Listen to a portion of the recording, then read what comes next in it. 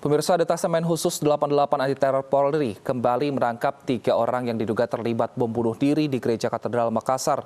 Total ada 7 terduga teroris yang ditangkap terkait bom bunuh diri di Makassar.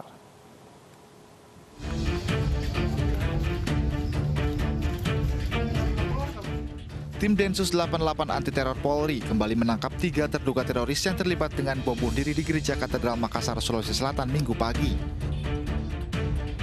Penangkapan 3 teroris merupakan hasil pengembangan dari penangkapan teroris yang ditangkap Senin kemarin.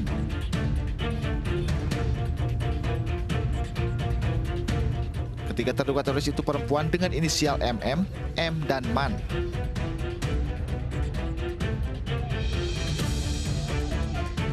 Dia melihat saudara L saat terakhir menggunakan motor berangkat menuju TKP, lokasi pada saat rencana pembunuh diri, dan juga mengetahui SAS mengikuti kajian. Jadi untuk sementara ini pengembangan di Makassar, 7 orang dalam proses penyidikan, kemudian meninggal 2 orang. Jadi total semua sementara 9. Sebelumnya aksi bom bunuh diri terjadi di Gereja Katedral Makassar, Sulawesi Selatan Minggu pagi. Pelaku bom bunuh diri diketahui merupakan pasangan suami istri yang diketahui istrinya lagi hamil 4 bulan. Tim Liputan iNews melaporkan. Densus 88 Anti Teror Polri juga menangkap seorang terduga teroris di Tulung Agung, Jawa Timur. Dalam penggeledahan ditemukan 2 pucuk pistol beserta amunisinya.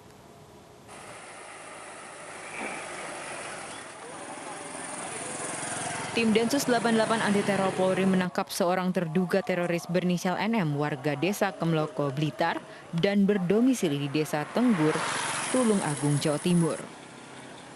Mertua NM, Abu Umar, mengatakan penangkapan dilakukan pada Selasa siang saat NM dan istrinya sedang mengajak anaknya yang masih balita keliling desa dengan sepeda motor. NM lebih banyak tinggal di Blitar untuk bekerja menggarap sawah dan usaha angkutan truk. Ya kalau datang terus ngomongan anaknya itu ya gurau-gurau sama anaknya terus aktif itu, nanti kalau anaknya sudah siang, sudah agak sore tidur, kadang-kadang dia tinggal ke sana, ya kan sana nandurnya itu ke sawah-sawah itu kan ya juga. Perangkat Desa Tenggur Purwanto yang diminta menyaksikan penggeledahan mengatakan polisi menemukan 2 pucuk pistol dan 8 butir peluru aktif dan 1 peluru kosong. Itu kedapatan pistol 2 dan peluru 9. 8 dah. 1 kosongan gitulah. Oke, jadi 8 aktif, 8 aktif, 1 kosong. Menurut informasi, NM langsung dibawa ke Polda Jawa Timur untuk pemeriksaan lebih lanjut. Sedangkan istri dan anaknya dibawa ke Mapolres Tulung Agung. Dari Tulung Agung, Jawa Timur, Anang Agus Faisal, iNews melaporkan. Di Sukabumi, Jawa Barat, polisi menggeledah rumah mertua terduga teroris BS yang ditangkap di Jakarta. Selain meminta keterangan keluarga, polisi juga menyita barang-barang milik BS.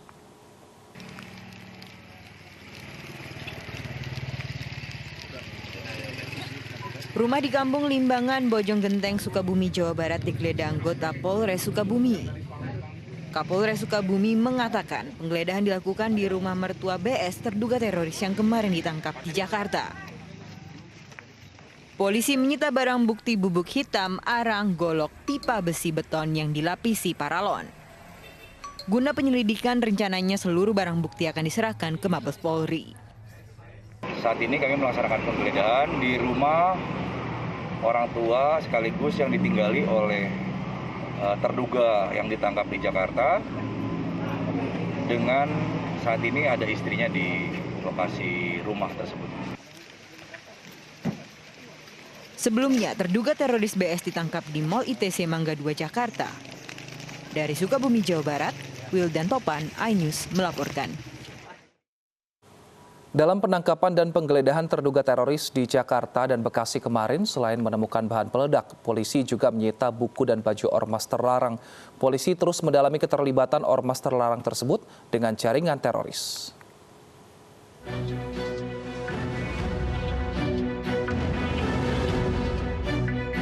Satu persatu terduga teroris terus diburu.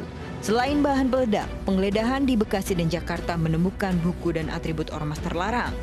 Namun dugaan keterlibatan ormas terlarang dengan jaringan teroris masih didalami. Sekarang tim masih mendalami apa korelasinya keempat tersangka ini yang katanya ex organisasi terlarang yang sudah ormas terlarang ya, bukan ormas terlarang yang ada yang kemarin dinilai oleh pemerintah, dengan dia sebagai tersangka anggota teroris. Nah, ini yang saya katakan, ini akan kita dalami, masih kita dalami. Termasuk ada yang menanyakan, Pak, ada hubungannya nggak dengan Makassar, JAD Makassar? Sampai dengan detik ini, belum ada hubungannya antara ledakan bunuh diri di Gereja Katedral Makassar dengan yang kemarin kita amankan 4. Menanggapi temuan ini, mantan Sekretaris Umum FPI menegaskan ormasnya telah bubar. Yang jelas Front Pembela Islam sudah bubar. Terkait hal tersebut kalau masih dicari-cari kesalahannya, nanti kita lihat saja. Yang jelas mereka ini, tersangka ini harus diperhatikan hak asasi manusianya. Diketahui dalam penggeledahan di Bekasi dan Jawa Barat, polisi menemukan atribut ormas yang telah dilarang pemerintah sejak akhir tahun lalu. Pemerintah membubarkan ormas ini berdasarkan surat keputusan bersama 6 menteri dan kepala lembaga pada 30 Desember 2020. SKB ini membuat semua kegiatan atribut di bawah ormas tersebut dilarang. Tim Liputan iNews melaporkan. Sidang kasus pelanggaran kekarantinaan kesehatan dengan terdakwa Muhammad Rizik Syihab kembali digelar di Pengadilan Negeri Jakarta Timur. Sidang beragenda tanggapan jaksa penuntut umum atas eksepsi terdakwa.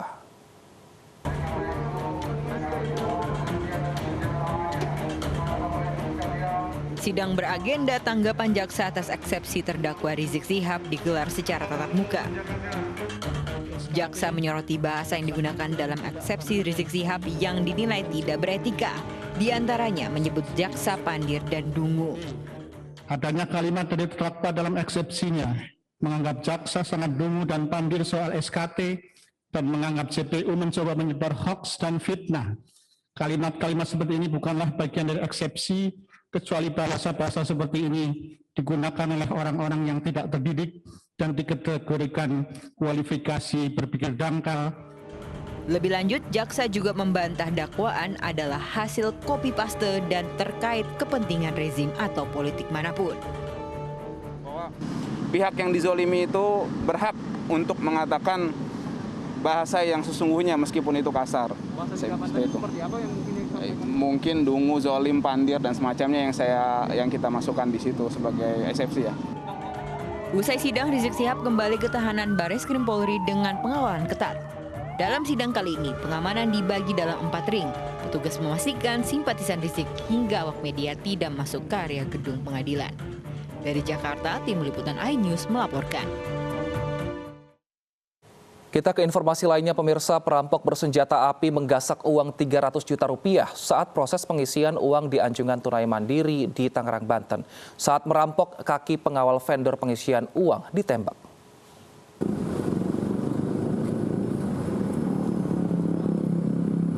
Perampok bersenjata menggasak uang sebanyak 300 juta rupiah dari sebuah bank di Jalan Raya Rajek, Kabupaten Tangerang, Banten. Dari lokasi, polisi temukan proyektil peluru milik perampok yang ditembakkan ke pengawal vendor pengisian uang Anjungan Tunai Mandiri. Polisi akan mengidentifikasi 2 pelaku perampok dari hasil rekaman kamera pengawas. Sudah menemukan proyektilnya, kita akan melakukan proses setelah itu pemeriksaan ke laboratorium forensik, termasuk juga kita akan mendalami beberapa saksi dan kita sudah input recording CCTV-nya. Perampokan terjadi saat proses pengisian uang di ATM pada Selasa dini hari. 2 perampok menembak kaki salah satu pengawal vendor dan membawa uang senilai 300 juta rupiah. Dari Kabupaten Tangerang, Banten, Aimarani, iNews melaporkan. Seorang polwan di Semarang, Jawa Tengah digerebek saat selingkuh dengan polisi. Penggerebekan dilakukan oleh sang suami yang juga polisi. Priyono dan Muhammad Malikai bin Sudiran 2 tahun dia gitu pun masa perselingkuhan jelas perselingkuhan jelas dilanjutin kantor lanjut. Inilah reaksi seorang polisi dari Polres Pati saat menangkap basah istrinya berselingkuh di salah satu hotel di Semarang, Jawa Tengah. Apa sih? Ini 2 tahun. Wow, cuma ada tekan kamar. Orang ya. 2 tahun. Dan namanya nanti kita buktikan, Mas.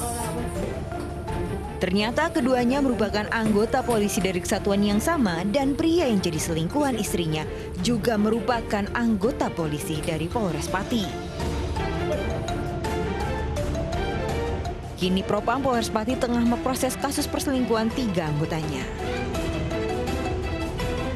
Dugaan perzinahan yang dilakukan oleh oknum anggota Polri perlu kami sampaikan memang benar. Yang bersangkutan adalah anggota Mapolres Pati. Ya. Saudara D, Bribka D ini berdinas di Polsek Margoyoso.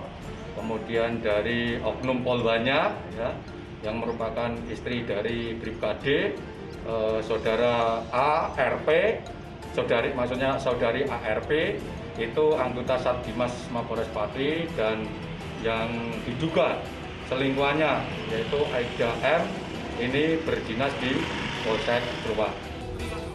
Perselingkuhan yang terungkap pada 24 Maret lalu telah dilaporkan suami ke Propam Jawa Tengah dan tengah diproses.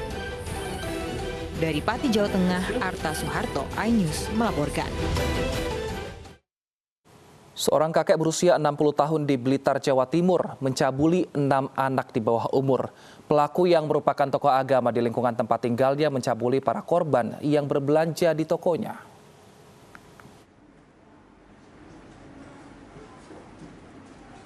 Muhyiddin hanya bisa pasrah saat digelandang dan dihadirkan di hadapan wartawan di Polres Blitar, Jawa Timur.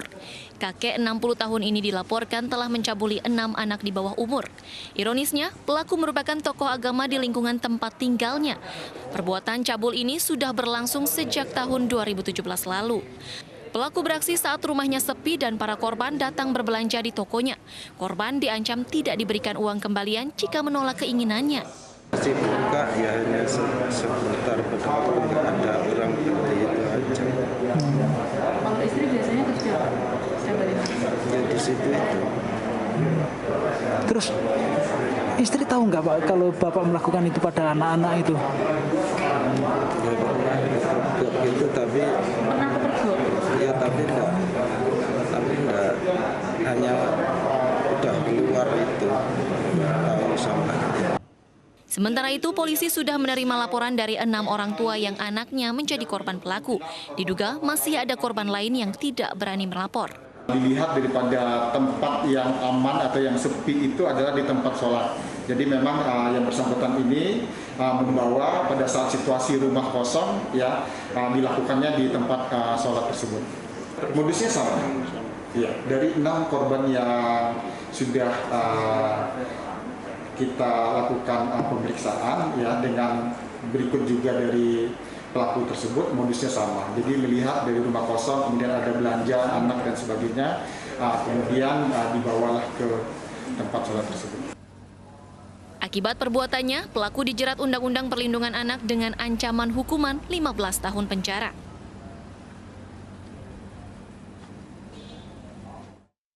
Pemerintah kembali mengatur masa berlaku uji tes COVID-19 untuk moda transportasi darat, laut, dan udara. Selengkapnya usai jeda.